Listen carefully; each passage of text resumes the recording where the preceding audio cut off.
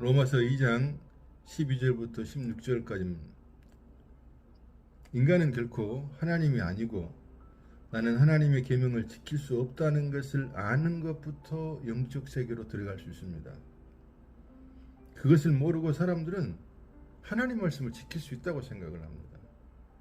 율법을 지킬 수 있다면 예수님이 오시지 않죠. 율법을 지키고 온전히 지킬 수 있다고 생각한 그 사람들이 바리새인들입니다. 그들은 열심히 죽도록 율법을 지켰어요. 99점입니다. 하나님 앞에서는 0점이나 99점이나 똑같습니다. 그러나 인본주의에 점령된 인간들은, 또 기독교 신자들은 그래도 80점, 90점, 99점을 체크하고 서로 우등하다, 열등하다고 생각을 하고 판단을 합니다. 그들은 열등한 자를 무시하거나 자기들과 다르다고 죽이거나 따돌림을 시킵니다. 눈이 하나밖에 없는 나라에 눈이 두 개인 사람이 왔어요. 그래서 눈이 두 개고 하나는 완전하지 않는 것이라고 했더니 눈 두 개 가진 사람을 죽여버립니다. 그와 같이 그들과 다르다고 예수를 죽였습니다. 하나님은 지킬 수 없는 율법을 왜 주셨을까요? 에덴 동산에서 그들은 선악과를 따먹어서 율법을 지킬 수 없다는 것이 증명되었습니다. 하나님은 인간을 이기심을 가진 상태로 창조하셨고, 이기심은 자기 사랑이에요. 그 이기심은 선악과를 보고 먹고 하나님같이 되고 싶어 했습니다. 선악과를 만드신 이유는 에덴의 주인, 우주의 주인이신 하나님이 있다는 걸 가르치기 위한 것이고, 하나님의 은혜가 아니면 너희는 안 된다는 것을 가르치기 위한 것이에요. 사람도 하나님이 창조하셨고 모든 피조물이 창조자 하나님을 찬양하기를 원하신 거예요. 하나님은 처음부터 하나님은 사람을 그렇게 만드시면 되지만 하나님은 로봇처럼 만들기를 원치 않으셨습니다.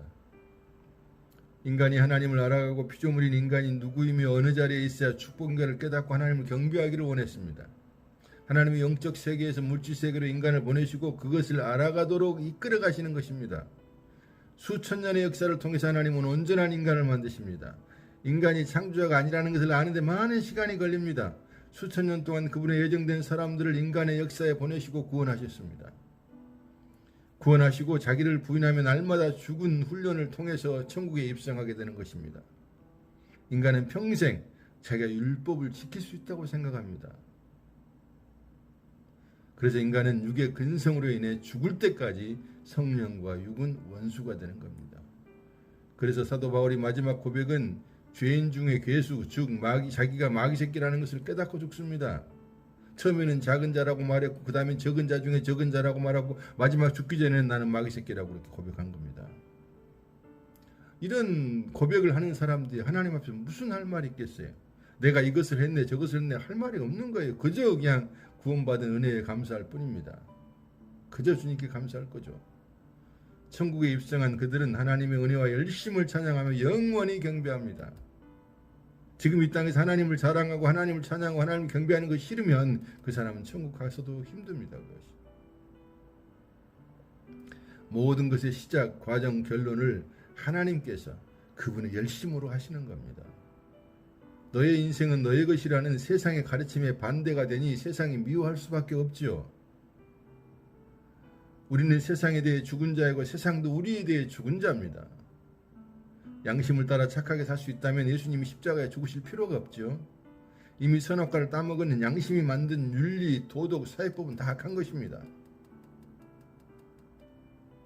화인 맞은 양심이 모든 것들이 죄일 뿐입니다. 사람은 저 사람이 양심이 없네, 화인 맞았네 그 말 할 수가 없습니다. 왜냐하면 다 화인 맞은 상태로 태어나기 때문입니다. 선악과를 따먹은 상태로 태어났기 때문에 이미 화인 맞은 거예요. 거기서 선악, 거기서 사회법, 이게 뭐가 옳은 게 있겠습니까? 저 사람은 양심이 없어. 양심이 화인 맞은 것 같아. 이 사람은 아직도 복음을 모르는 사람일 수도 있어요. 화인 맞은 양심이 만든 모든 것들이 다 죄요. 주님 앞에 가치가 없는 겁니다. 이걸 먼저 알아야 됩니다. 양심대로 살아도 안 되고 율법을 지켜도 안 됩니다. 왜냐하면 인간의 시작부터 죄로 시작하고 죄로 과정이 되어지고 죄로 결론 짓기 때문에 그래요. 인간은 율법을 온전히 지킬 수 없고 양심을 따라 선을 행해도 온전히 따를 수가 없고 끝까지 양심을 따라 선을 행해도 지옥입니다. 인간은 무엇을 해도 지옥입니다. 그래서 예수가 오셔서 우리의 복음이 되시고 천국으로 인도하시는 겁니다. 2장 12절에 보면은 율법 없이 범죄한 자는 율법 없이 망합니다. 율법 있고 범죄한 자는 율법으로 심판을 받습니다. 인간은 이러든 저러든 하나님의 심판을 피할 수가 없습니다. 13절에 하나님 앞에서는 율법을 듣는 자가 의인이 아니요 율법을 행하는 자라야 의롭다고 합니다. 아무도 율법을 지킬 수 없다 했는데 이 말씀은 율법을 행해야 의롭다고 합니다. 그러니까 말이 앞뒤가 안 맞는 것 같죠? 율법을 온전히 지키지 못할 때 그것은 행하는 것이 아니고 듣는 것이에요. 그런데 100% 듣는 사람이 행하는 사람 누가 있냔 말이에요. 99%를 행해도 그것은 하나님 앞에서 행하지 않는 것과 똑같아요. 10계명을 9개를 지켰는데 하나를 안 지키면 안 지키는 거예요. 그러니까 그냥 듣기만 하는 것 뿐이에요. 근데 자기들은 90% 행했으니까 잘했다고 생각하겠죠. 근데 하나님 앞에서 아무 가치가 없단 말입니다. 탐심과 판단의 죄에서 모두가 지킬 수가 없습니다. 탐심하지 않는 사람 누가 있습니까? 판단하지 않는 사람 누가 있습니까? 그래서 예수만 의로운 것이고 우리가 그 예수를 믿을 때 의롭다함을 얻는 것입니다. 14절 15절을 보면은 이방인들은 율법이 없으니 그 육의 본성이 율법이 되는 겁니다. 자기가 율법을 만들어 자기가 자기에게 율법이 되는 거예요. 사람은 이래야 된다 저래야 된다 자기가 만든 율법이 다 있어요. 자기 율법으로 사람을 판단하고 자기 율법에 자기 양심이 가책을 받습니다. 서로가 판단하고 송사하는 율법과 같은 행위를 말하는데 율법은 인간의 행위를 판단합니다.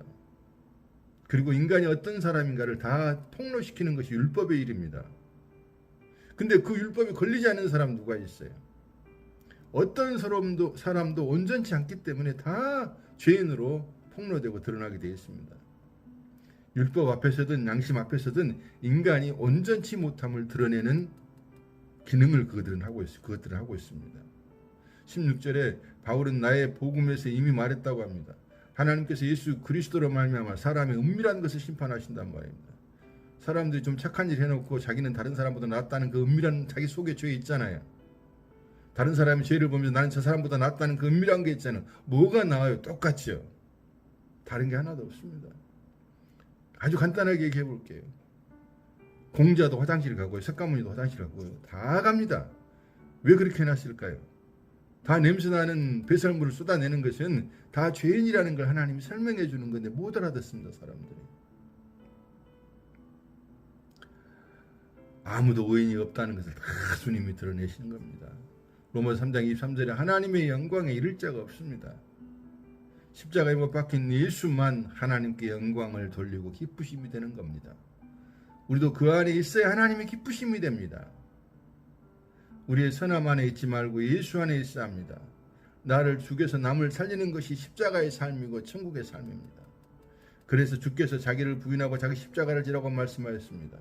하나님이 열심히 성령의 역사로 우리를 예수의 길로 이끌고 가실 것입니다. 성령 받지 못한 사람은 끝까지 율법을 지키려고 힘쓰다가 지옥으로 갑니다.